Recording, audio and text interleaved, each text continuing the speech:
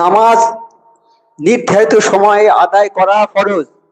আল্লাহ করে দিয়েছে এটা, নির্ধারিত সময় আদায় করতে হবে। আমরা নামাজের সময় 10টা 12টার সময় নামাজ পড়ব, নামাজের টাইম চলে গেল, বসে একসঙ্গে সব আলাপ আলোচনা হচ্ছে, ছেলেরা আছে, ইয়ং ছেলেরা সব আলোচনা করছে, তার মধ্যে দু একজন নামাজি আছে। আজান হয়ে গেল, নামাজ পড়ে বসে একটু দেরি করে যায়, একটু একটু একটু একটু পরে যাও, একটু পরে যাও, এরকম করতে করতে যে খেলায় মশগুল হয়ে গেল, নামাজের কথা ভুলে গেল, গিয়ে নামাজ হলো না, নামাজের টাইম পার হয়ে গেছে, তখন গিয়ে নামাজ পড়ে। এইভাবে নামাজ পড়লে হবে না বাবা।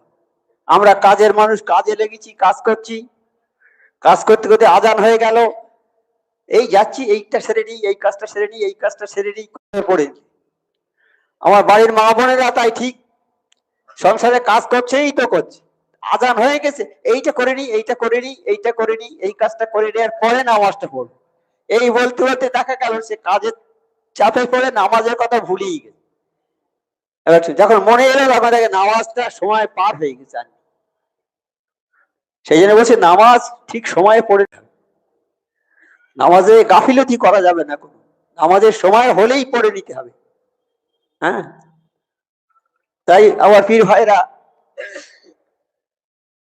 সুফি আজহার মুরিদগণ যারা, তারা ওই নামাজটাকে হেফাজত করেছে, তারা তারা ঠিক সময় নামাজ পড়ে। ইনশাআল্লাহ ট্রেনে যাচ্ছে, নামাজের সময় হয়ে গেছে, ট্রেনের মধ্যে উজু করার সুযোগ নেই, তয়াম্মুম করে নিয়ে নামাজ পড়ে যাচ্ছে, বসে বসে ইশারায় নামাজ পড়ে নিচ্ছে। কিছু লোক জিজ্ঞেস করছে, বাবা তোমরা এভাবে নামাজ পড়ছো কেন? ট্রেন থেকে নেমে তো ভালো করে পড়তে পারতে। সেই সব ছেলেরা, তারা লেখাপড়া অত জানে না, কিন্তু তারা খুব মাওলানা, খুব এডুকেটেড পার্সন, তারা বলছে যে বাবা তোমরা ট্রেনের মধ্যে এভাবে নামাজ পড়ছো কেন? নেমে তো স্টেশনে নামাজ পড়তে পারতে। তো এরা বলছে, আমার মসজিদ বলেছেন যে বাবা নামাজের সময় হলেই নামাজ পড়ে দেবে। তো এটা তো আমার মসজিদের কথা নয়, আল্লাহর কথা এটা। হ্যাঁ, তো বাবা তোমার মসজিদ বলেছি, বলে হ্যাঁ, বলে বড় এক সত্য, তোমার মসজিদ বড় এক সত্য। তো বড় এক সত্য উনি আজান কাছে বড় এক সত্য উনি। তাহলে আরো ছেলেরা বলেছে কি, বাবা নামাজের সময় হয়ে গেছে, এখন যদি না পড়ি এই ট্রেন যেতে যেতে জানিয়ে মারা যায়, মৃত্যুর খবর কেউ বলতে পারে যে আমি কখন মরে যাব?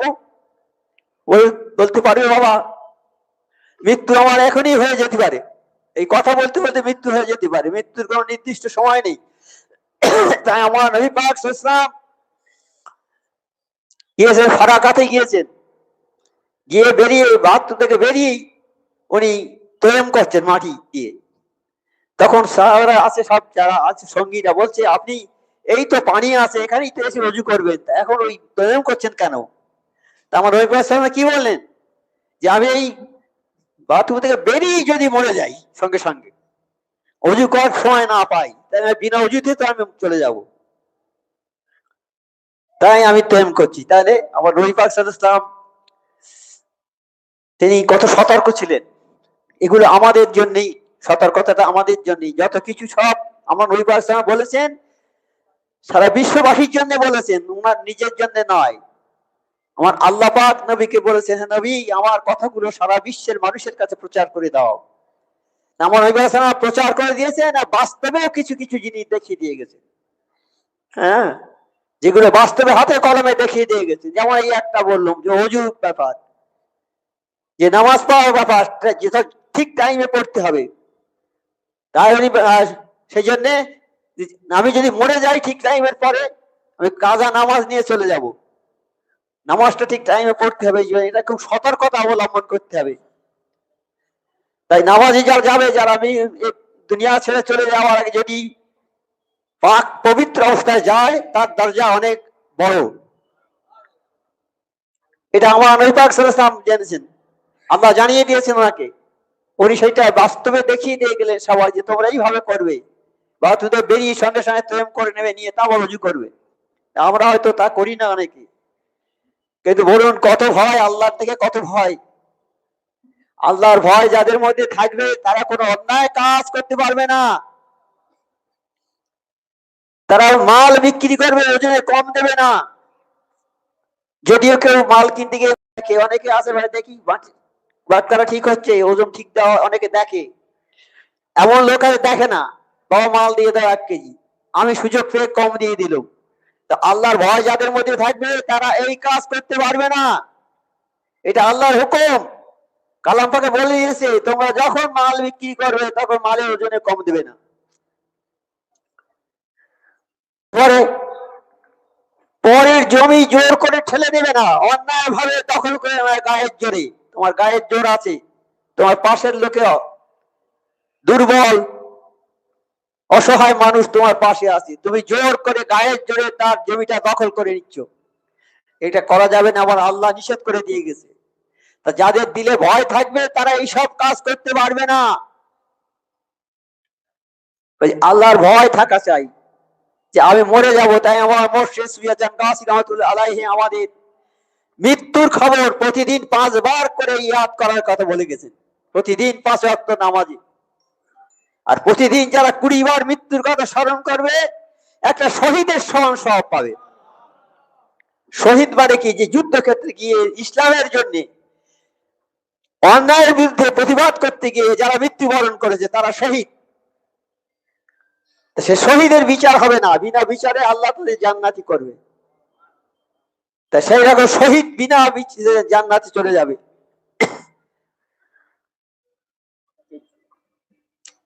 কাজী আমাদের নামাজটা ঠিক করেই পড়তে হবে, সময় মতো পড়তে হবে।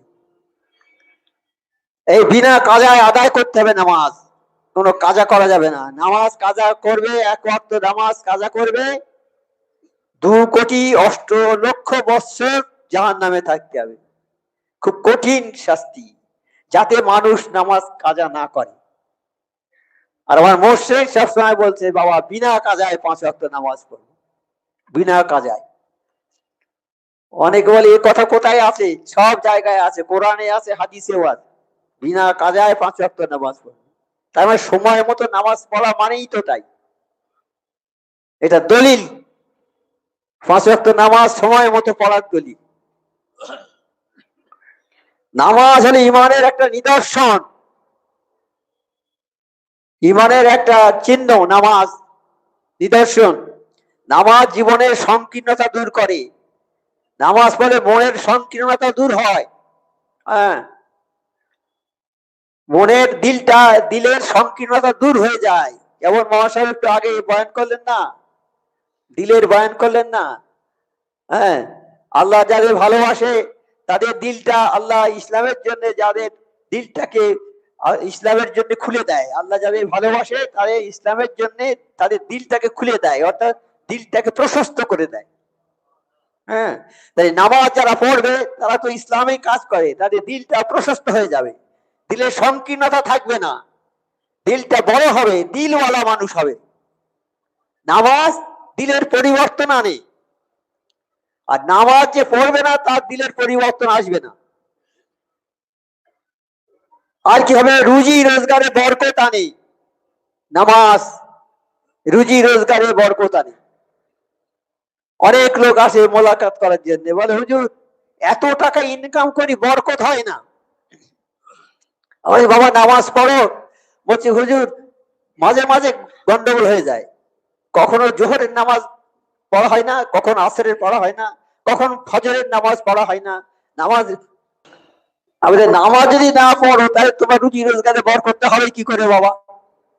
হ্যাঁ, আল্লাহ বলেছে আমি এই জিন জাতি আর ইনসান মানুষকে সৃষ্টি করেছি একমাত্র আমার নামাজ পড়বে, ইবাদত বন্দেগী করবে এই জন্যই। আর তোমরা আমার ইবাদত বন্দেগী করবে, তোমার জিম্মাদার আমি আল্লাহ, স্বয়ং আমি আল্লাহ তোমাদের রিজিকের জিম্মাদার। নয় কি আল্লাহ হাতে করে কি আমাদের দিচ্ছে? না, হাতে করে আল্লাহ দেয় না, কিন্তু আল্লাহ সব ব্যবস্থাই করে দিয়েছে। আমরা আজকে খাই, যারা আমরা ভাত খাই, কেউ রুটি খায়, বিভিন্ন মানুষ বিভিন্ন জিনিস খায়। তাই আমরা যে ভাত খাই, এই ভাতটা ধান, এটা কোথায় থেকে পাই? আমরা মাটি থেকে পাই, তো চাষ করি। তো মাটি থেকে চাষ করে, মাটিটা কার? কে সৃষ্টি করেছে মাটি? আমার আল্লাহ আমাদের জন্যই করেছে।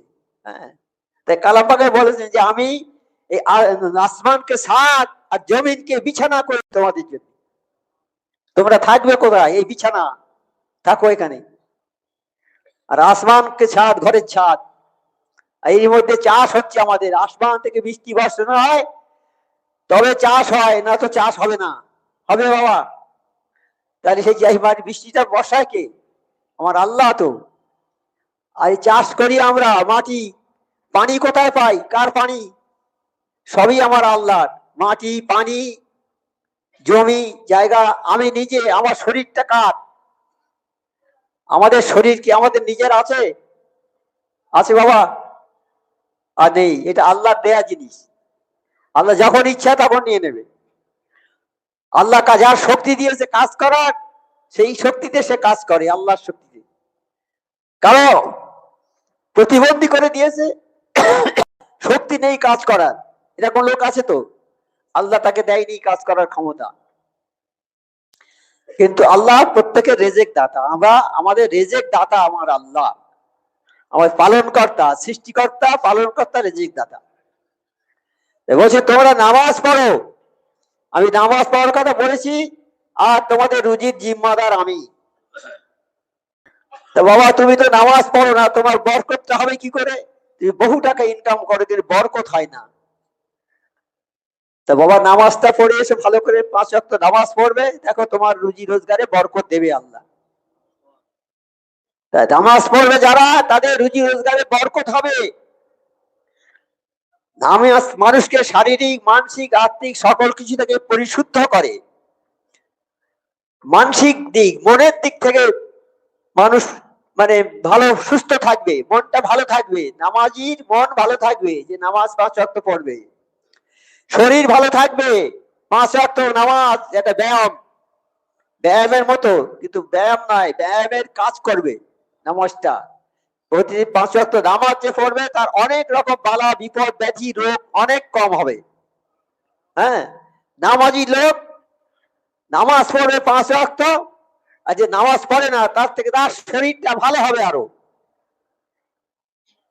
আর আত্মার উন্নতি হবে, আত্মার দিলের উন্নতি হবে। নামাজ পড়লে দিলটা পরিষ্কার পরিচ্ছন্ন হবে, দিলের উন্নতি হবে, দিল প্রশস্ত হবে।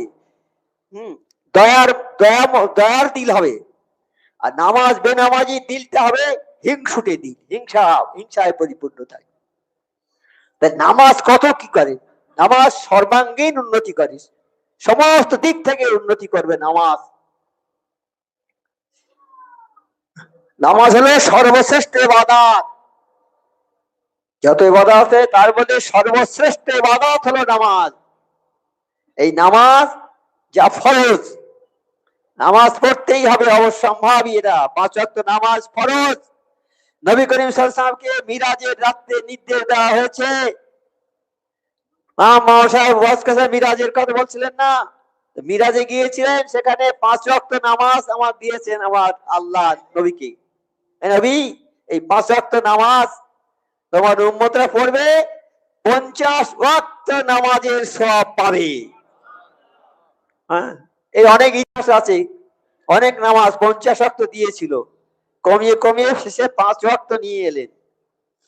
এনে আমার নবী পাক মনটা খারাপ করে দাঁড়িয়ে আছেন।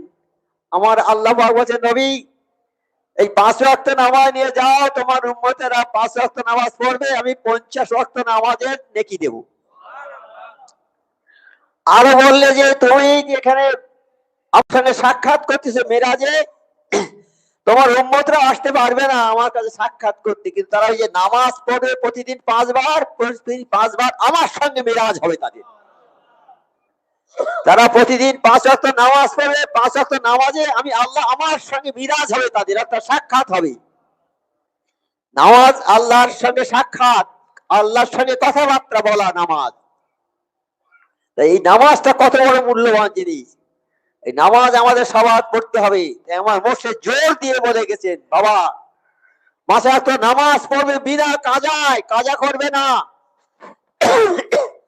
5 ওয়াক্ত নামাজ পড়বে, যে ব্যক্তি 5 ওয়াক্ত নামাজ গুরুত্ব সহকারে আদায় করবে, যে মানুষ গুরুত্বের সঙ্গে, মহব্বতের সঙ্গে, ভালোবাসার সঙ্গে, আন্তরিকতার সঙ্গে এই 5 ওয়াক্ত নামাজ আদায় করবে, আল্লাহ তাকে 50 ওয়াক্ত নামাজের সওয়াব দান করবেন। 5 ওয়াক্ত পড়লো, 50 ওয়াক্তের সওয়াব পেয়ে গেল। আল্লাহ কত বড় মহান, আল্লাহ কত ভালোবাসেন আমাদের। সেই ভালোবাসার কোনো সীমা সংখ্যা নেই। ভালোবাসাটা 100 ভালোবাসা, তার মধ্যে একটা দিয়েছে আমাদের এই পৃথিবীতে। সেই একটা ভালোবাসা আছে, মানুষ যত মখলুকের মধ্যে একটা ভালোবাসা, আর 99টা ভালোবাসা আমার আল্লাহর কাছে আছে। আল্লাহ কত আমাদের ভালোবাসে, এ কি কেউ হিসেব করতে পারবে? একটা ভালোবাসার জন্য আজকে একটা ছেলে বসে আছে বাড়িতে, খাবে না, বলে আব্বা আসুক ভাত খাবো। ছোট বাচ্চা, খিদে পাচ্ছে তার, বলে মা, তার মা বলছে বাবা খেয়ে নাও, বলছে না আব্বা আসুক তারপর একসঙ্গে খাবো। কত ভালোবাসা। হ্যাঁ, তাই বাপ বেটা, স্বামী স্ত্রী, ভাই ভাই, সব কত মিল মহব্বত, ভালোবাসা নেই কি? আছে ভালোবাসা। এই একটা ভালোবাসার জন্য এইরকম, আর 99টা ভালোবাসা আমার আল্লাহর কাছে। আল্লাহ আমাদের কত ভালোবাসে, সেই ভালোবাসার আমরা মানে মূল্যায়ন করতে পারবো না, কিরকম ভালোবাসেন আমার আল্লাহ। এই 5 ওয়াক্ত নামাজ পড়ে সওয়াব দান করবেন।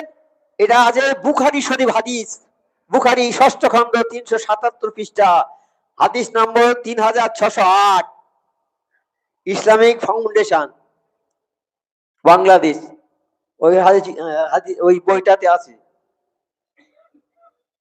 তাহলে এই হাদিস মোতাবেক কথা, এটা হাদিসের কথা। 5 ওয়াক্ত নামাজ পড়বে, আমার আল্লাহ 50 ওয়াক্তের সওয়াব দান করবেন। নামাজ হলো সকল আমলের মূল। আমরা যত আমল করি, সমস্ত আমলের মূল হলো নামাজ। মূল হলো নামাজ।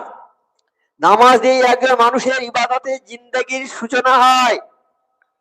কিয়ামতের দিনে ইমানদারের সওয়াল জবাব শুরু হবে নামাজের হিসাব গ্রহণ নিয়ে। কিয়ামতের ময়দানে সর্বপ্রথম হিসাব হবে নামাজের।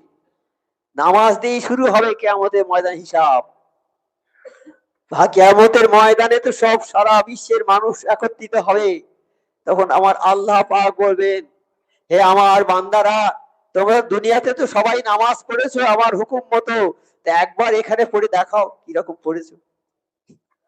তখন আমরা সবাই নামাজের জন্য দাঁড়িয়ে যাব, দাঁড়িয়ে আল্লাহু আকবার বলে সিজদায় যাব। যেমন আমরা এখানে পড়ি আল্লাহু আকবার যাই, কিছু লোক আল্লাহু আকবার বলে সিজদায় চলে যাবে, আর কিছু লোক আল্লাহু আকবার বলে সিজদায় যেতে পারবে না, পেছন দিকে পড়ে যাবে। যারা সামনে সিজদা আল্লাহু আকবার বলে পড়ে গেছে, তারা উঠবে যখন, মুখটা পূর্ণিমা চাঁদের মতো ঝকঝক ঝকঝক করে। আর যে দলটা আল্লাহু আকবার বলে পেছনে হয়ে গেছে, তাদের মুখটা কালো হয়ে যাবে একদম। এই কিয়ামতের ময়দানে দুটো মুখ ওলা লোক দেখা যাবে, একটা কালো মুখ ওলা, একটা সাদা মুখ ওলা। সাদা মুখ ওলা যারা তারা জান্নাতি, কালো মুখ ওলারা জাহান্নামী। তাহলে নামাজের হিসাব প্রথম থেকেই হবে। নামাজের হিসাব যার ঠিক হয়ে যাবে, সমস্ত জায়গায় তার আর কোনো কিছু থাকবে না, সব জায়গায় অবাধ বিচরণ হবে। সেই জন্য নামাজটা পড়তে হবে আমাদের ভালো করে বাবা। নামাজের মধ্যে আমাদের ঘাটতি সবচেয়ে বেশি। নামাজকে গুরুত্ব দেয় না কেউ, গুরুত্ব দেয় না। গুরুত্ব দিয়ে নামাজটা পড়তে হয় বাবা, নামাজটা গুরুত্ব দিয়ে পড়তে হবে। নামাজে গুরুত্ব কেউ দেয় না। নামাজ আচ্ছা আচ্ছা লোক দেখেছি, আচ্ছা আচ্ছা ছেলে দেখেছি, যারা উচ্চ হাই এডুকেটেড পার্সন, তারা ওই নামাজ পড়ে। কেউ বলে আমি জুম্মার নামাজ পড়ি আর নামাজ পড়ি, কেউ বলে আমি ফজরটা শুধু কাজা হয় বাবা আর সব পড়ি। তাই বলি ফজরের নামাজ পড়ো না বাবা, তোমার কোনো নামাজ হয় না। ফজরের নামাজ পড়ো না, বাদ দিচ্ছ তো কেন? হবে না। ফজরের নামাজ যে পড়লো, সে যেন সারা রাত ইবাদত করলো। কি ব্যাপারটা কি বাবা, সারা রাত ইবাদত? আমরা ঘুমিয়ে আছি, ইবাদত হচ্ছে আমাদের। আমরা ঘুমিয়ে থাকবো, আমাদের ইবাদত হচ্ছে যেন, সারা রাত আমরা ইবাদত করছি যেন।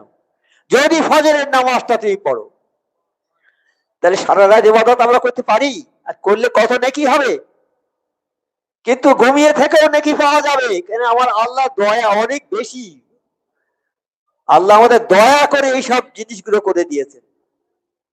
আল্লাহ যদি কঠোর হয়ে যেতেন না, আমরা কিছু করতে পারতাম না। তাই বলেছে নবী, তোমার দরবারে যারা আসবে, পাহাড়ের সমান গোনা করে তোমার দরবারে আসবে।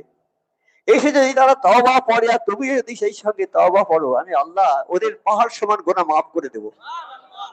তোমরা নিরাশ হবে না, আল্লাহর রহমত থেকে কেউ নিরাশ হবে না। আমি আল্লাহ, আমার রহমত অনেক বেশি, আমি মাফ করে দেবো। তোমরা একবার আমার কাছে তওবা করো। সেই তওবাটা কোথায় গিয়ে করবে কামেল? কোথায় গিয়ে করবে? নবীর দরবারে এসে তওবা করো, তাহলে জিন্দেগির গুনাহ মাফ করে দেবো। এখন তো নবী নেই, এখন কোথায় গেলে সেই গুনাহ মাফ হবে? নবী নেই, এখন আছে কামেল ওলি আল্লাহরা, তাদের দরবারে যাও, গেলে আল্লাহ তোমাদের জিন্দেগির গুনাহ সব মাফ করে দেবে। আমরা আজকে সেই কামেল ওলি আল্লাহর দরবারে এসেছি, নিশ্চয়ই আল্লাহ আমাদের জীবনের সমস্ত গুনাহ মাফ করে দেবেন। নামাজ হলো সর্বমূল, নামাজ দিয়েই মানুষের ইবাদতের জিন্দেগি শুরু হয়। কিয়ামতের দিন ইমানদারের সওয়াল জবাব শুরু হবে নামাজের হিসাব গ্রহণের মাধ্যমেই। নবী সাল্লাল্লাহু আলাইহি ওয়াসাল্লাম বলেছেন, তোমার সন্তান কথা বলতে শিখলে তাকে কলেমা শেখাও। আমার নবী সাল্লাল্লাহু আলাইহি ওয়াসাল্লাম বলেছেন, তোমার ছেলে যখন কথা বলতে শিখবে তখন তাকে কলেমা শেখাও। আমরা কি শেখাই? একটা ইংরেজি কবিতার একটা লাইন শেখাই, বা একটা বাংলা কবিতার লাইন শেখাই, একটা গানের কলি শেখাই। আর ছোট্ট ছেলে ওই মুখে বলে, গানের কলিটা বলে, কবিতাটা বলে, আর মা বাপ হেসে গড়াগড়ি খায়। কি সুন্দর কথা বলে।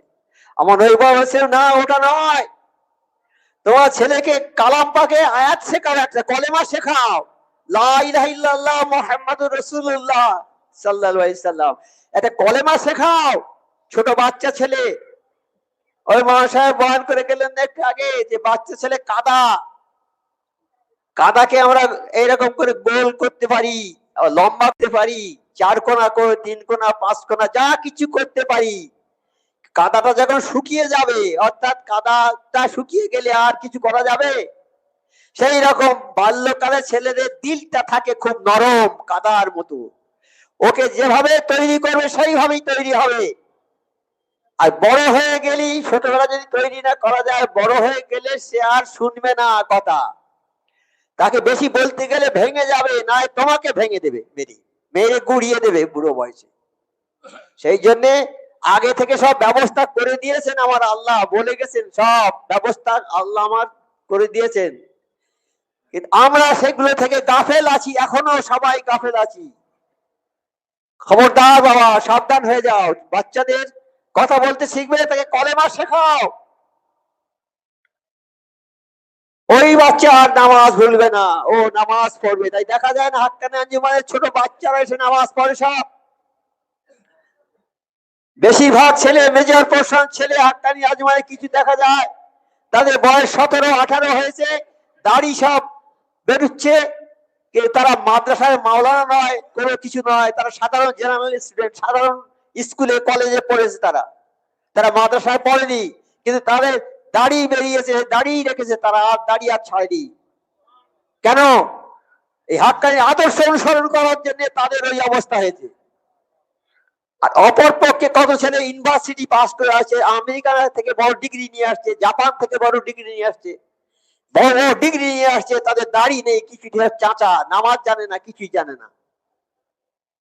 জানে না। তারা উচ্চ শিক্ষা শিক্ষিত হয়েছে, কিন্তু নামাজ জানে না। তাহলে শিক্ষাটা কি সম্পন্ন হলো বাবা? যে আল্লাহ পাক আমাদের সৃষ্টি করেছে, আল্লাহ বলছে আমার ইবাদত বন্দেগী করো। আমার ইবাদত বন্দেগী করার জন্য তোমাদের সৃষ্টি করেছি, আর কোনো কাজের জন্য আমি সৃষ্টি করিনি। তা সেই আল্লাহকে চেনে গেছে, লন্ডন থেকে পাশ করে এলো, কিন্তু আল্লাহকে চিনবে না। সেই জন্য আমাদের ছেলেদেরকে এই শুরু থেকেই কলেমা শেখাতে হবে, নামাজের তালিম দিতে হবে। 10 বছর হয়ে গেলে নামাজ না পড়লে মেরে পিঠে নামাজ পড়াতে হবে। 12 বছর হলে নামাজ ফরজ হয়ে যাবে তাদের উপরে। এই দায়িত্ব তার বাপ এবং মায়ের, এদের দায়িত্ব। এই দায়িত্ব পালন না করবে, কাল কিয়ামতে জবাব দিতে হবে আপনার। এত সোজা নয়, সন্তান দিয়েছে আপনার কাছে, আপনি যা খুশি তাই করবেন, এটা হবে না। সন্তানকে ওইসব তাগিদ করতে হবে, নামাজ পড়ানোর দিকে তাদের পড়ানো শেখাতে হবে, না হলে কাল কিয়ামতে আপনাকে জবাবদিহি করতে হবে। হ্যাঁ, কাজে আমরা আমাদের যাদের যে বাচ্চা হচ্ছে এখন যারা বর্তমানে ইয়াং সোসাইটি, যারা ইয়ং আছে মানে যুব সমাজ, তোমাদের কর্তব্য হবে কি, সন্তান হলে তাকে কলেমা শেখাও, কথা বলতে শিখবে যখন কলেমা শেখাও, খবরদার গাফিলতি করবে না, বড় স্কুলে ভর্তি করে দাও, কোনো অসুবিধা নেই। তুমি সারা বিশ্বের জ্ঞান অর্জন করেছো কিন্তু কালাম পাকের জ্ঞান তোমার নেই, তোমার শিক্ষা অসম্পূর্ণ। কালাম পাক হলো সর্বশ্রেষ্ঠ গ্রন্থ, মানুষ এটা আলো, হ্যাঁ রাস্তা দেখানো, এটা রাস্তা দেখাবে মানুষকে কোন পথে চলবে, রাস্তা দেখানো ওয়ালা পথ প্রদর্শক কালাম পাক। কাজে কালাম পাকের শিক্ষা সবাইকে নিতে হবে, কালাম পাক সবাইকে পড়তে হবে। যারা কালাম পাক না পড়বে, কালাম পাক আছে আমাদের ঘরে কাপড়ে জড়িয়ে রেখেছি আলমারির মধ্যে চাবি দিয়ে, আর না হয় তাকে উঁচুতে রেখে দিয়েছি, সে আর খুলিনি কোনোদিন, ধুলো পড়ে গেছে তার উপরে 1 ইঞ্চি করে। কালাম পাক ওইভাবেই আছে। যদি এটাতে মনে হয় না যে কালাম পাক যদি তুমি না পড়ো, কালাম পাক যদি না দেখো, কাল কিয়ামতের ময়দানে তোমাকে অন্ধ করে তুলবে আমার আল্লাহ, তোমাকে অন্ধ করে তুলবে। তখন তুমি সেই লোক প্রশ্ন করবে, আল্লাহ আমি দুনিয়াতে তো আমার চোখ ছিল, তা এখানে আমার অন্ধ করে তুললেন কেন? আমার আল্লাহ বলবে, দুনিয়াতে আমি কালাম পাক পাঠিয়েছিলাম, তুমি তো সেটা দেখোনি, তুমি কালাম পাক দেখোনি, কালাম পাক সম্বন্ধে অন্ধ ছিলে, তাই তোমাকে অন্ধ করে তুলেছি। কি বাবা বুঝতে পারছেন তো? কালাম পাক আমাদের পড়তে হবে, না পড়লে কোনো নিস্তার নেই, পড়তে হবে বাবা। আর যারা পড়তে পারবে না, কালাম পাকে তো নজর নেই, পড়তে পারছে না, বয়স হয়ে গেছে আর পড়ার কোনো স্মৃতি নেই, তাদের জন্য এই ওজিফাটা যথেষ্ট, এই ওজিফাটা তারা পড়বে। তবে আমরা যারা কালাম পড়তে হবে তাদেরও পড়তে হবে ওজিফাটা, কারণ আমার মুর্শিদ পড়ার জন্য দিয়েছেন, ওটা পড়তে হবে। তারা ওজিফা পড়বে, সূরা ফাতিহা, সূরা ইখলাস, ফালাক, নাস। এই অন্ধ লোকও সে পড়বে, জানে যে নামাজ পড়তে যায়, ইমাম সাহেবরা যখন নামাজ পড়ায়, তাহলে নামাজ, ওই নামাজে যেতে যেতে কত লোক যে সূরা ফাতিহা, ইখলাস, ফালাক, নাস সব মুখস্থ হয়ে গেছে। তা ওইটা বাবা শুনে শুনে শিখে নেবে যারা দেখতে পাও না। একটা ছেলে এখানে আসে, অন্ধ ছেলে, সে কোরআন শরীফ শুনে শুনে হাফেজ হয়ে গেছে, 2 দিন পারা হয়ে গেছে তার, আলহামদুলিল্লাহ। বাবা অন্ধ বলছি, হুজুর আমি হাফিজি পড়ছি। বলে কি করে পড়ো বাবা? বলে ভাই একজন পড়ে আর শুনি, শুনে শুনে আমি 2 পারা 3 পারা আমার মুখস্থ হয়ে গেছে। তাহলে বাবা অন্ধ লোক যদি সে শুনে শুনে মুখস্থ করে, আমাদের তো চোখ আছে, চোখ যাদের নেই, শুনে শুনে অন্তত বাবা সূরা ফাতিহা, ইখলাস, ফালাক, নাস এইগুলো শিখে নেবে, নামাজের কায়দা কানুন গুলো 2-4-5টা সূরা শিখে নিলে নামাজ পাওয়া যাবে বাবা। অজুর নিয়তটা, পাটি দাঁড়ানো নিয়তটা, আর নামাজের নিয়ত গুলো, এইগুলো শিখে নিলে, যদি আরবিতে না পড়ে বাংলায় শিখে নিয়ে পড়বে তো পড়বে, কিন্তু নামাজ কাজা করবে না বাবা। কাজা করলে তার জবাব দিতে হবে, ভীষণ জবাব দিতে হবে, ভীষণ শাস্তি হবে নামাজ। এই নামাজ কোনো রকমের কাজা করা যাবে না। আর ওই ছেলেদেরকে তৈরি করতে হবে। দেখেছেন কি, এই দরবারে আসে তো অনেক ছেলেরা, ইয়ং ছেলে, 16-18 বছর বয়স, দাড়ি দেখা দিয়েছে, আর দাড়িতে আর খুর লাগাবে না, দাড়ি ফেলবে না। কেন ফেলবে না? তার মা বাপেরা শিখিয়েছে, আদর্শটাকে তাদের শিখিয়েছে বাবা, কলেমা শিখেছে তাদের, ওই ছোটবেলা থেকে নামাজ শিখিয়েছে তাদের, বড় হয়ে যায় নামাজ ছাড়তে চায় না, নামাজ না পড়লে তাদের শরম লাগে, যদি কোনো জায়গায় যায় নামাজ পড়তে না পারলে তাদের শরম লাগে। আমার কয়েকজন পীর ভাই একটা কনফারেন্সে গিয়েছে, সেখানে নামাজ পড়ার কোনো সুযোগ নেই। তারা ঘুরছে যে নামাজটা কখন পড়ি, জোহরের নামাজ কখন হবে, জোহরের নামাজ হয়ে টাইম হয়ে গেছে। কনফারেন্স থেকে বেরিয়ে ঘুরছে, আশপাশে দেখে বাড়ি আছে, একটা গায়ের কমের বাড়ি, সেখানে গিয়ে বলছে, ভাই আপনার বারান্দাতে একটু নামাজ পড়ে নেবো? হ্যাঁ বাবা পড়ে নাও, পড়ে। সেই বারান্দায় তারা নামাজ পড়ে আমার কনফারেন্স থেকে যোগ দিল। তাই দেখুন, যারা নামাজের প্রতি যাদের আগ্রহ আছে, তারা নামাজ কষ্টের মধ্যে নামাজ পড়বে, তারা পড়ার অবস্থা নেই তবুও চেষ্টা করবে পড়ার জন্য। কোথায় গেলে পড়তে পারি, সেখানে পড়া যাবে না, কিন্তু কোথায় গেলে পড়তে পারি, এইরকম ভাবে। কাজে নামাজ আমাদের সুযোগ পেলে ছেড়ে দিই, যে আজকে নামাজে পড়ার সময় নেই, ছেড়ে দিই। না, নামাজ ছাড়বে না বাবা, নামাজ একদম ছাড়বে না। নামাজ হচ্ছে তোমার সঙ্গের সাথী, নামাজ তোমাকে জান্নাতে নিয়ে যাবে, নামাজ ছাড়বে না। আর ছেলেদের নামাজ শেখাতে হবে বাবা। তুমি বড় স্কুলে ভর্তি করে দাও, কোনো অসুবিধে নেই, ইংলিশ মিডিয়ামে ভর্তি করে দাও, ইংলিশ শেখো। শিক্ষায় জাতির মেরুদণ্ড, শিক্ষিত হোক বড়, কিন্তু সেই সঙ্গে নামাজি শিক্ষিত হবে, নামাজি ডাক্তার হবে, নামাজি ব্যারিস্টার হবে, হ্যাঁ, নামাজি জাজ হবে, নামাজি মুখ্যমন্ত্রী হবে, নামাজি প্রধানমন্ত্রী হবে, সব নামাজি হবে। সব নামাজ হচ্ছে সর্বশ্রেষ্ঠ। হ্যাঁ, নামাজ যার মধ্যে নেই তার কোনো কিছুই নেই। নিঃসন্দেহে এই একবার দোষীপুর এই নামাজ সম্পর্কে কোরআনে 10টা আয়াত, কোরআনে কি বলেছে দেখুন নামাজ সম্বন্ধে। আল্লাহ তাআলা বলেন, আপনার পরিবার বর্গকে নামাজের আদেশ দিন। আমার আল্লাহ বলছেন যে আপনার পরিবার বর্গকে, পরিবার বর্গ মানে আমার সংসার, আমি সংসারের কর্তা, আমার ছেলে, আমার স্ত্রী, আমার ভাই, বাপ, মা, যারা একসঙ্গে খাওয়া দাওয়া করি, আমরা একই পরিবারভুক্ত। মানে যে সংসারে আমি ধরুন সংসারের কর্তা, আমার স্ত্রী, আমার ছেলে, আমার মেয়ে, আমার ভাই যদি আমার সঙ্গে থাকে, ভাই, যারা আমার এক অন্নভুক্ত থাকবে, তারাই আমার পরিবার। তাই আল্লাহ বলছে আপনার পরিবার বর্গকে নামাজের আদেশ দিন। আর আল্লাহ বলছে আমাকে যে আপনার পরিবার বর্গকে নামাজের আদেশ দিন। আপনারা যারা আছেন কর্তা, তারা সকলকে বলবেন নামাজের কথা বলতে হবে আপনাদের। আপনি নিজে এতে অবিচল থাকুন এবং নিজেও নামাজ পড়তে হবে আর নামাজের কথা বলতে হবে। সূরা তাহা আয়াত নম্বর 132, কালাম পাকের আয়াত। এই সূরা তাহা আয়াত নম্বর 132, ওখানে বলেছে আল্লাহ ওই নামাজ পড়ার কথা। আবার আর এক জায়গায় আল্লাহ বলছে, হে ইমানদারগণ, ইমানদারগণ মানে বিশ্বাসীগণ, যারা আল্লাহকে মেনেছে, কালাম পাককে মেনেছে, এই কিয়ামত হবে এইসব মেনেছে, আল্লাহর বাণী কথাগুলো সব ঠিক, কালাম পাক ঠিক, এইসব মেনেছে যারা, তারা ইমানদার। তোমরা ধৈর্য ও নামাজের মাধ্যমে সাহায্য প্রার্থনা করো। ধৈর্য ধরো, ধৈর্য আর সবর।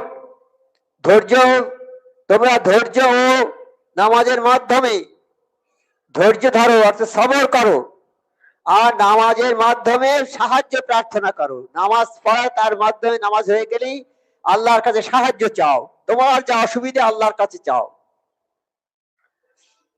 নিশ্চয়ই আল্লাহ ধৈর্যশীলদের সঙ্গে আছেন। সূরা বাকারা 153 আয়াত। নামাজ, ধৈর্য এবং নামাজের মাধ্যমে সাহায্য প্রার্থনা করা। আমরা নামাজ পড়ে প্রার্থনা করি না আল্লাহ আমার গুনাহ মাফ করো, এসব বলি না? তাই নামাজের মাধ্যমে আল্লাহর কাছে প্রার্থনা করা। আর আরেকটা হচ্ছে যারা খুশু খুজুর সাথে নামাজ আদায় করে তারাই মুমিন। খুশু আর খুজুর সাথে নামাজ আদায় করে অর্থাৎ ধৈর্যের সঙ্গে। নামাজে দাঁড়ালো একটা লোক, দাঁড়িয়ে এদিকে চাচ্ছে, ওইদিকে চাচ্ছে, আবার নামাজ পড়ছে, ওদিকে চাচ্ছে, এইরকম। কিন্তু না, নামাজে দাঁড়িয়ে নজরটা থাকবে সিজদার দিকে, কোনো দিকে চাওয়া যাবে না। আমরা নামাজে যখন দাঁড়াবো, দাঁড়িয়ে কোন দিকে আমাদের নজরটা থাকবে? সিজদার দিকে। নামাজে সিজদার দিকে নজরটা থাকবে, কোনো দিকে চাইবে না, বামে বা ডাইনে কোনো দিকে চাইবে না। বুঝতে পারছেন তো বাবা? নামাজে দাঁড়িয়ে অনেক লোক আছে এই সামনের দিকে চাচ্ছে, এই পিছনে এরকম চাচ্ছে না। নামাজে দাঁড়িয়ে কোনো দিকে চাইবে না, শুধু সিজদার দিকে নজরটা থাকবে।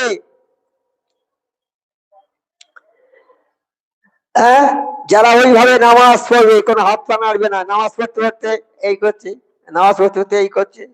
একজন লোক নামাজ পড়ে আর সামনে দিয়ে যাচ্ছে, এই ছেলেরা সামনে যাচ্ছি, নামাজ পড়তে বলছে। আমরা দেখেছি তাই বলছি, নামাজ পড়ছে ছেলেরা, এই সামনে দিকে যাবে, এই নামাজ হবে বাবা, এটা হবে না। এইভাবে নামাজ পড়বে না বাবা, নামাজ ধৈর্য অটল থাকতে হবে, ধৈর্য পাথরের মতো। সাহাবারা নামাজ পড়তো, মাথায় এসে পাখি বসতো, মনে করছে এটা থাম, জানো বাবা, মনে করতো এটা থাম, থামের এসে পাখি বসতো মাথায়। আমরা সাহাবাদের মধ্যে অত ভালো পড়তে না পারলে চেষ্টা করবো আমরা পড়ার, ধৈর্যের সঙ্গে এদিক ওদিক না চেয়ে ধীরে স্থির ভাবে নামাজ পড়ার চেষ্টা আমরা ইনশাল্লাহ সবাই করব, নাকি বাবা? আচ্ছা, আবার আরেকটা আয়াত, সর্বনাশ ওই সমস্ত নামাজের জন্য যারা তাদের নামাজে উদাসীন, নামাজ পড়ছে ওই রকম উদাসীন, মানে নামাজ পড়তে হতে এদিকে চাইবে ওদিকে চাইবে, নামাজের দিকে মন নেই, করে কাজ করে তাও ভুলে যাচ্ছে, উদাসীন আর কি, মন নেই। ওই নামাজিদের জন্য বলছে খুব ওদের সর্বনাশ। সূরা মায়ুন আয়াত নম্বর 4 থেকে 5। যারা নামাজ আদায় করে তারাই মুমিন। নিঃসন্দেহে নামাজ মানুষকে যাবতীয় অশ্লীল মন্দ কাজ থেকে বিরত রাখে। এই নামাজ কি করবে? সমস্ত খারাপ মন্দ কাজ, খারাপ কাজ থেকে রক্ষা করে, বিরত রাখে। মানুষ যারা নামাজি তারা কোনো খারাপ কাজ করতে পারবে না, নামাজ তাদেরকে বাধা দেবে। আর নামাজি যারা, নামাজ তাদেরকে মৃত্যুর হাত থেকে বাঁচাবে। কেউ একজন মারতে এসেছে, মেরে দেবে, হয়তো তাকে মেরেই দেবে। একজন দস্যু এসেছে, এসে একটা লোক, পথিক লোক তাকে ধরেছে, ধরে তার কাছে টাকা পয়সা যা সব কেড়ে নিয়েছে, নিয়ে বলছে তোকে কতল করে দেবো। তো বলছে বাবা তুমি তো যা নিয়ে সব নিয়েছো, টাকা পয়সা, আমাকে কতল কেন করবে বাবা? আমি তোমার কি ক্ষতি করেছি? না, ক্ষতি করনি, কিন্তু আমাদের নিয়ম হলো এইটা, যার কাছ থেকে অর্থ কেড়ে নেবো তাকে খুন করে দেবো, না তো সে গিয়ে প্রচার করবে, আমাদের ঘাঁটি ভেঙে দেবে। বলে বাবা আমাকে 2 রাকাত নামাজ পড়তে দাও। দে বাবা, তুমি তো খুন করে দেবে। তো সে আচ্ছা পড়ো না। কত লোক এরকম বলেছে, কেউ কিন্তু আমার হাত থেকে বাঁচেনি। তুমি যখন নামাজ পড়ার কথা বলছো, আচ্ছা পড়ো। তার 2 রাকাত নামাজ তৈম করে নিয়ে 2 রাকাত নামাজ দাঁড়িয়েছে, কিন্তু পড়তে পারছে না। কি বলবে যেন মনে হচ্ছে, কোন সূরা বলতে পারছে না, কিছু বলতে পারছে, শুধু হায় হায় আল্লাহ বাঁচাও আমার, এইরকম বলছে। কি বলবে? যার পেছনে তলোয়ার নিয়ে দাঁড়িয়ে আছে, নামাজ শেষ হয়ে গেলে গর্দানে কোপ মারবে, সে কি নামাজ ভুলে যাচ্ছে, তবে নামাজে নিয়ত করে দাঁড়িয়েছে, আমি আমাকে 2 রাকাত নামাজ পড়তে দাও। আল্লাহ দাঁড়ানোর জন্য আল্লাহ তার উপরে সদয় হয়ে গেছে। সে দেখতে পেলে দূর থেকে একজন লোক, যেন একজন অশ্বারোহী, মানে ঘোড়া চেপে একজন লোক তীর বেগে আসছে, এসেই তার বর্ষাটা ওই দস্যুর বুকের মধ্যে ঢুকিয়ে দিল। দস্যুটা সেখানেই পড়ে মরে গেল, মৃত্যুবরণ করলো।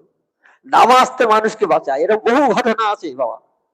নামাজ তোমাকে বাঁচাবে, নিশ্চয়ই নামাজ বাঁচাবে তোমাকে বিপদ থেকে, বড় বড় বিপদ থেকে। সেই নামাজটা আমরা কামাই করব। নামাজ তোমার খাবার জোগাবে, তোমার রুজি রোজগারে বরকত দেবে, তোমার শরীর ভালো রাখবে, সবকিছুর উন্নতি হবে নামাজ পড়লে।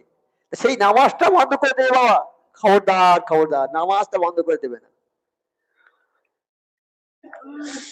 যারা নামাজ সংরক্ষণ করে, নামাজকে তারা হেফাজত করে, যারা, ওই সমস্ত লোকেরা জান্নাতুল ফেরদাউসের অধিকারী। জান্নাত ফেরদাউস সবচেয়ে বড় জান্নাত, ওই জান্নাতের অধিকারী হবে তারাই যারা নামাজকে হেফাজত করেছে, অর্থাৎ সময়ের মতো নামাজ পড়েছে, 5 ওয়াক্ত নামাজ বিনা কাজায় পড়েছে। আমার মসজিদ জামানা মুজাদ্দিদ হযরত মাওলানা সুফি আজান কাশি রহমাতুল্লাহ আমাদের সেই সবকটা দিয়েছেন যে বাবা তোমরা বিনা কাজায় 5 ওয়াক্ত নামাজ পড়বে। আর কোরআন হাদিসে সবাই একই কথা আছে। আমার মুর্শিদ যে কথা বলেছেন ওনার কথা নয়, নবী পাক সাল্লাল্লাহু যে কথাগুলো বলেছেন সে কথা আমার নবীর কথা নয়, এসব কথা আল্লাহর কথা। আল্লাহ বলেছেন আমার কথাগুলো হে নবী সাল্লাল্লাহু তুমি জানিয়ে দাও সারা বিশ্ববাসীর কাছে। আমার নবী পাক জানিয়ে দিয়েছেন, নবী নেই এখন জানাবে কামেল মুর্শিদগণ। এই মুর্শিদরা জানাচ্ছেন, আমাদের মুর্শিদ আমাদের বলে দিয়েছেন যে 5 ওয়াক্ত নামাজ পড়ো, 5 ওয়াক্ত ওয়াজিফা পড়ো, হালাল রুজি খাও, সাধ্য মতো ফরজগারি করো। এই 4টি স্কিম দিয়েছে। এই 4টি স্কিমের মধ্যে যদি আমরা থাকি, ইনশাআল্লাহ তাআলা আমরা জান্নাতের আশা করতে পারবো। আর আমাদের ছেলে মেয়ে বাচ্চা সবাইকে নামাজের কথা বলতে হবে বাবা, না বললে আমি নামাজ পড়ি, 5 ওয়াক্ত সব করি, হজ যাকাত দান সব করেছি, আমার ছেলে বিবিকে আমি নামাজের কথা বলিনি। কাল কিয়ামতের ময়দানে ওরা আমার বিরুদ্ধে দরখাস্ত করবে যে আমার আব্বা নামাজ পড়েছে, আমাদের নামাজ পড়ার কথা বলেনি। আমার আমার স্বামী নামাজ পড়েছে, আমাকে নামাজ পড়ার কথা বলেনি। আমার আব্বা বলবে যে আমার ছেলে নামাজ পড়েছে, আমাদের নামাজের কথা বলেনি। পাড়াপড়শিরাও বলবে যে উনি নামাজ পড়েছে, আমাদের একসঙ্গে ওঠা বসা করেছি, আমাদের নামাজের কথা বলেনি। হাজার হাজার নামাজ, হাজার হাজার হজ থাকা সত্ত্বেও আপনাকে জাহান্নামী হয়ে যেতে হবে। হক্কুল্লাহর হক্কুল ইবাদ, এটা আল্লাহর হক, এটা বান্দার হক। আল্লাহর হক নামাজ পড়া, হজ করা, দান করা, খয়রাত করা, যাবতীয় ভালো কাজ করা আল্লাহর হক আদায় হলো। আর মানুষের কল্যাণ করা, মানুষের নামাজের কথা বলা, তাদের সাহায্য করা হক্কুল্লাহ, হক্কুল ইবাদ আর হক্কুল্লাহ। বান্দার হক আদায় করতে হবে। কোন বান্দার খাওয়া হয় না দেখতে হবে, কোন বান্দা গরিব মানুষ তার দেখতে হবে, তাদের সাহায্য করতে হবে। আমার প্রতিবেশী আমার 40 ঘর, আমার ঘরের পাশে 40 ঘর লোকের যদি এক ঘর মানুষের খাওয়া না হয়, আমি যদি খেয়ে শুয়ে থাকি ঘরে না দেখি, আমি মোমেন, আমি হজ করেছি, দান করেছি, খয়রাত করেছি, আমার নেকির পাহাড় আছে, কিন্তু আমি মোমেন নয়, আমার নাম মোমেনের খাতা থেকে কেটে দিয়ে দেবে আল্লাহ। তোমার কর্তব্য তুমি অবহেলা করেছো। তোমার প্রতিবেশী অভুক্ত অবস্থায় আছে, খিদে জ্বালা সে কাঁদছে, তুমি তাকে দেখোনি, তুমি আরামে শুয়ে আছো, তুমি মোমেন নাও। তোমার দায়িত্ব, এটা কর্তব্য, মোমেনকে উপকার করা। হ্যাঁ, অভুক্ত যে আছে, যার মানে খিদে আছে, তাকে অন্ন দাও, ক্ষুধার্তকে অন্ন দাও, অভাবীকে সাহায্য করো, বস্ত্রহীনকে বস্ত্র দাও। আমাদের বছরে একবার জাকাতের টাকায় কিছু কাপড় কিনে দিয়ে দিই। ওই টাকা এমন কাপড় নেই যেটা ব্যবহার করতে পারে না, অনেকে পরে না, বিক্রি করে দেয়, পরার মতো নয়। তা জাকাতের কাপড় যেটা দেবে, বাবা আমার স্ত্রী 500 টাকা দামের কাপড় পরে, আর আমি জাকাত দেবো 100 টাকা দামের কাপড়, হবে? আল্লাহ ধরে পেশাই দেবে একদম। খবরদার, ভালো জিনিস দেবেন জাকাত, যেন পড়তে পারে বছর খানিক। ওই রকম ভাবে দায় সারা কাজ করলে হবে না বাবা, কাজটা ভালো করে করতে হবে। জাকাতের টাকা কি, জাকাতের কাপড় কি ওই কাপড়ে কি জাকাত হয় নাকি? আমরা তো দিই 100 টাকার কাপড় কিনে জাকাত দিই, 100 টাকা যেখানে 50টা কাপড় দেবো, আমি বেশি দেবো না। 100 টাকা কাপড় দিলাম, আমার নামের জন্য দিই ওটা, এভাবে বলবে বড় ধনী হাজার হাজার কাপড় দান করেছে। না, হবে না। ভালো কাপড় দেবেন জাকাতের। জাকাত যদি কাপড় কিনে দিতে হয় 500 টাকা দামের কাপড় কিনে দেবেন, তাতে যদি বেশি না হয় যতটা হয় দেবেন, আরো তো ভাইরা দেবে সব। খবরদার, মানুষের ভালো জিনিস দেবেন। আপনি যা খাবেন তাই ভিখারিকে খাওয়াবেন। কোন ভিখারি যদি আপনার বাড়ি যায়, আমার বাড়িতে ভিখারি এলো, আমি বাড়ির চাকরকে বলে দেবো, ভাই ওকে কল কাদা বসিয়ে দাও। কল কাদা বোঝো তো, কলের ধারে কল, যে টিউবওয়েল বাড়ি থাকে, ওই কলের চাতাল আছে, ওই চাতালে বসিয়ে দাও, একটা বস্তা দাও, আর 1 প্লেট ভাত দিয়ে ওই চাকরের কাছে দিলাম, যাও ভিখারিকে দিয়ে এসো। বাবা, এই ভিখারিরা আমার আল্লাহর লোক, আপন লোক, প্রতিবেশী, আমার আল্লাহর প্রতিবেশী ওরা। আল্লাহ বলছে কোন ভিখারিকে যখন খাওয়ায়, আমি আল্লাহ তখন খাই ওইটা। কালকে আমাদের ময়দানে যারা মানুষকে বলবে, যারা ভিখারিকে ওই রকম তাড়িয়ে দিয়েছে, খাওয়া দেয়নি, তাদের কাছে বলবে, এখন তোমার কাছে আমি খেতে চেয়েছিলাম, আমাকে খেতে দাওনি তো কেন? বলছি, আল্লাহ আপনার কি অভাব, আপনি তো সারা বিশ্বের মালিক, আপনার কি অভাব, আপনি আমার কাছে খাওয়া চেয়েছেন? বলছে, দেখো যে ভিখারিটা তোমার কাছে গিয়ে বলেছিল, বাবা আমার 2 দিন খাওয়া হয় না, কিছু খেতে দাও, তুমি তাকে খেতে দাওনি, বাড়ি থেকে বের করে দিয়েছিলে তাকে। তুমি যদি ওই ভিখারিকে খেতে দিতে, আমি আল্লাহ আমার খাওয়া হতো। আমার আল্লাহ কত ভালোবাসেন, আল্লাহ সবাইকে ভালোবাসেন। তাই আমরা এই রকম ব্যবহার গুলো করবো না প্রতিবেশীর সঙ্গে। তাই যখন একদল লোককে দোজখে নিয়ে যাচ্ছে, বেঁধে পেটাতে পেটাতে গরুর মতো, ফেরেশতা, দোজখের ফেরেশতারা জিজ্ঞেস করছে, বাবা তোমরা তো দুনিয়াতে 50-60 বছর ছিলে, কিন্তু কি এমন কাজ করেছো যার জন্য দোজখে আসতে হলো? তা তারা বলবে, আমরা নামাজ পড়িনি, এক নম্বর কথা বলবে আমরা নামাজ পড়িনি, আমরা মুসল্লি ছিলাম না, অর্থাৎ আমরা নামাজ পড়িনি। আর দ্বিতীয় কথা বলবে মিসকিনদের খানা খাওয়াইনি। তাহলে নামাজ আর মিসকিন এই দুটোকে সব আল্লাহর হুকুম মেনে চলতে হবে, যতটুকু সম্ভব পারা যায় আল্লাহর হুকুম মানতে হবে। কিন্তু নামাজটা সর্বপ্রথম জিনিস। ওরা বলছে আমরা দোজখে এসেছি নামাজ পড়িনি আর মিসকিনদের খানা খাওয়াইনি এই জন্যে। তাহলে যদি কোনো মিসকিন আসে, আমি বিরিয়ানি করে খাচ্ছি আর গোটা করে ভাত দেবো, একটু ডাল, এক চামচ ডাল দিয়ে ভাত দিলাম, হবে কি? হবে না। ওসব লেখা থাকবে, আমার আল্লাহ সব লিখে রেখে দেবেন একদম। আল্লাহর সৈন্য সামন্তরা আছে অনেক, সব লিখে রেখে দেবে, কাঁধে লোক আছে, লোক আছে, সব লিখে রেখে দেবে। তুমি বিরিয়ানি খেয়েছো, ভিখারিকে দিয়েছো ডাল, শায়েস্তা করে আমাদের ছাড়বে। আমরা যেন সাবধান হয়ে যাই, আল্লাহ যেন আমাদের তৌফিক দেয়। আল্লাহর হুকুম, আমার নবী পাক সাল্লাল্লাহু আলাইহি ওয়াসাল্লামের হুকুম তথা কামেল মুর্শিদের হুকুম মেনে চলার তৌফিকটা যেন দেয় সবাইকে। একবার দরুদ শরীফ পড়ুন। আল্লাহুম্মা সাল্লি সাল্লিম বারিক আলা ফিকা রাসূলিল কারীম রাহমাতুল আলামিন শাফিউল মুযনিবিন সাইয়্যিদানা মাওলানা নবিয়ানা মুহাম্মাদিন ওয়া আলা আলিহি ওয়া আলিহি আওলাদিহি যুরিয়াতিহি আসওয়াজিহি আসহাবিহি আওলাহি উম্মতি আজমাইন কামা সাল্লাল্লাহু ওয়া সাল্লিমতা ওয়া বারিকতা আলা সাইয়্যিদি ইব্রাহিম ওয়া আলা আলি সাইয়্যিদি ইব্রাহিম ইন্নাকা হামিদুম মাজিদ।